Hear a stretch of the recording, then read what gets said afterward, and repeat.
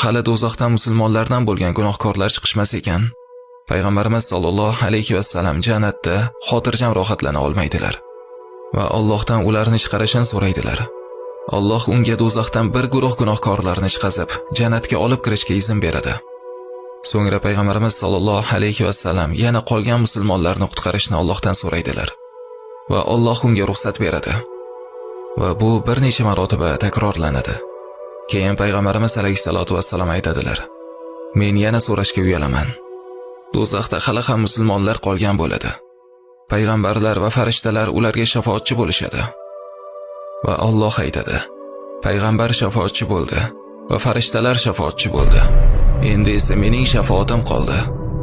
Shunda Alloh jahannamdan har bir iymon keltirgan mu'minni olib chiqadi. Qalbida zarracha bo'lsa ham la ilaha illalloh bo'lgan odamni olib chiqadi. Qadrli birodarlarim va